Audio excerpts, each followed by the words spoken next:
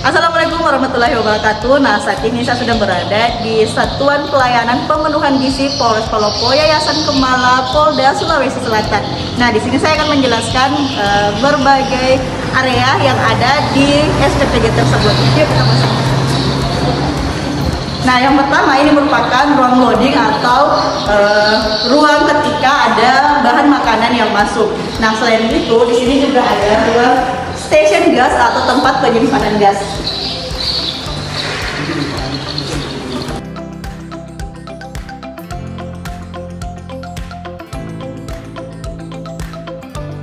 Nah, selanjutnya kita masuk ke ruang DC atau distribution center.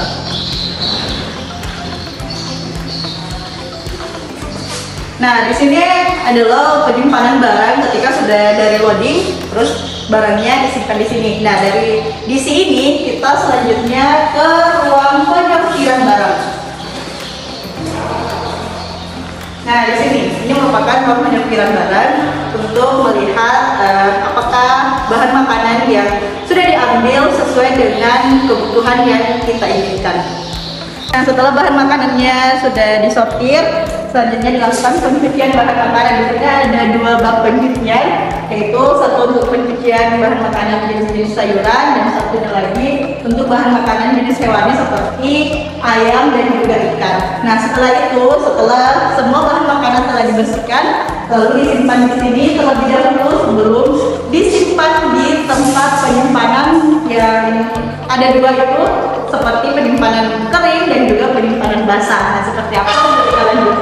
Nah, ini merupakan ruang penyimpanan yang saya katakan di awal, yaitu penyimpanan kering dan juga penyimpanan basah. Yuk kita cek.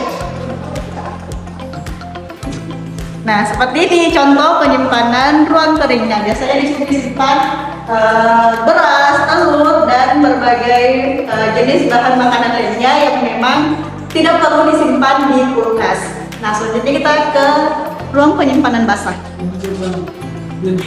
Nah, seperti ini penampakan dari ruang penyimpanan basah. Di sini ada dua jenis kulkas. Nah, ini biasanya disimpan untuk menyimpan berbagai jenis makanan dari hewani seperti ikan dan juga daging ayam.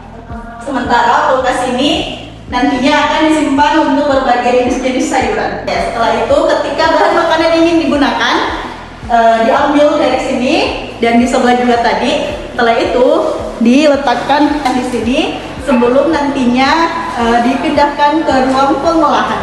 Nah, seperti inilah ruang pengerjaan makanan nantinya.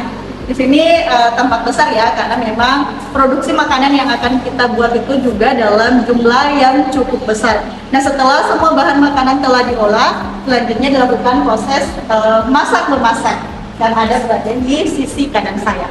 Ini merupakan ruang penyedia alat masak sekaligus ruang untuk memasak. Nah, seperti ini. Proses memasak nasi sendiri menggunakan wadah ini. Wadah yang seperti ini dan juga rice cooker yang ada di depan saya. Ini dia rice cookernya.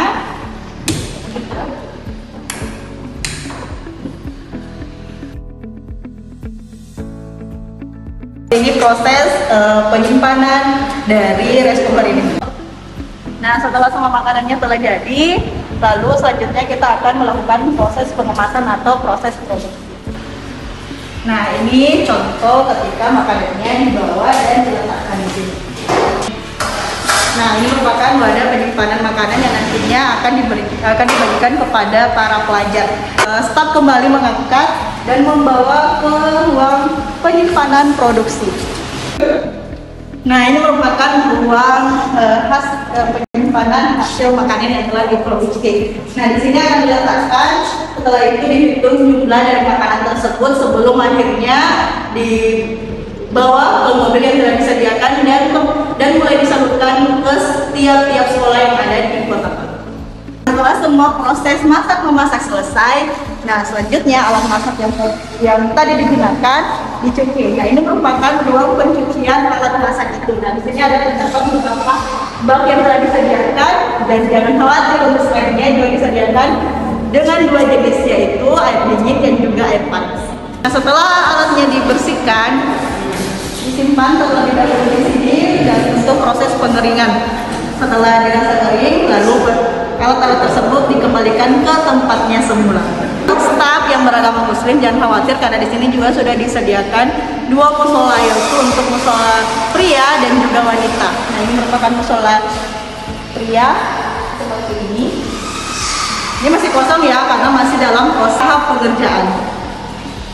Nah, selanjutnya untuk musola wanita ada di sisi kanan saya. Ruang tempat tinggal kepala SPPG seperti ini. Ada 2 ruang kepala SPPG yang sudah disediakan. Setelah kita memperkenalkan ruang-ruang untuk proses memasak hingga packingan dan produksi, nah tidak lengkap rasanya kalau misalkan kita juga tidak memperlihatkan ruang staff. Nah, ayo. Pertama yaitu ruang rapat. Contohnya seperti ini. Ini nantinya akan dijadikan sebagai ruang tamu. Nah, di sini ada 2 ruang. Yang pertama ini merupakan ruang khusus untuk staf beristirahat. Ruangan untuk ahli gizi. Jadi Anda jangan khawatir untuk gizi dari makanan yang diproduksi di SPPG Polres Palopo. Nah, seperti inilah SPPG Polres Palopo yang masih dalam tahap pengerjaan. Nah, seperti yang kita lihat sudah hampir rampung 90%. Semoga SPPG ini bisa segera selesai dan bisa beroperasi untuk melayani khususnya untuk para pelajar yang ada di Kota Palopo. Assalamualaikum warahmatullahi wabarakatuh.